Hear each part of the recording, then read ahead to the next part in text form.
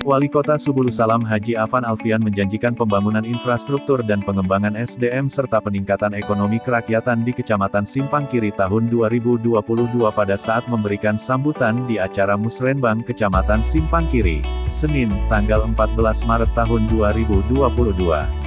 Bertempat di Aula Kantor Camat Simpang Kiri, sejumlah pejabat jajaran pemerintah Kota Subulu Salam hadir, antara lain Wakil Wali Kota Dr. Andus Salmaza MAP, Sekda Insinyur Taufik Hidayat MM, staf ahli dan para asisten, Kepala SKPK, Forkopimcam Simpang Kiri, para kecik, mukim dan para tokoh.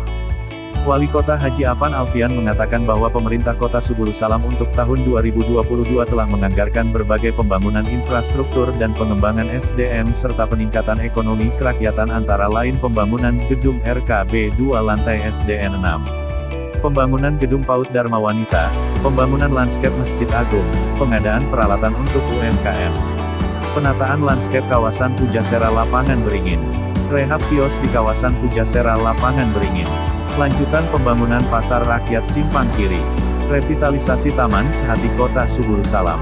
Selanjutnya revitalisasi Lapangan Beringin, penataan RTH kawasan Jalan Teguh Umar, peningkatan Jalan Raja Asal Cepu Indah.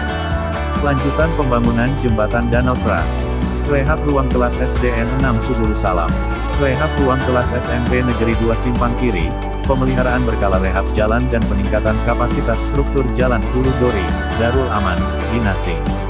Dikatakannya bahwa pembangunan di bawah kepemimpinan Bintang Salmaza akan terus ditingkatkan sejalan dengan kebutuhan dan kesanggupan dana yang tersedia. Jangan percaya berita hoak bahwa kepemimpinan kami tidak bekerja. Camat Simpang Kiri Rahmayani Sari Munte dalam sambutannya menyampaikan berbagai hal usulan kepada wali kota seperti peningkatan fasilitas di Lapangan Beringin Subulu Salam, lapangan Sadakata komplek perkantoran wali kota, taman kota dan pembangunan convention hall termasuk rehab kantor Camat Simpang Kiri. Permintaan tersebut karena Simpang Kiri sebagai ibu kota daerah yang mesti ada daya tarik dan menjadi ikon Kota Subulu Salam.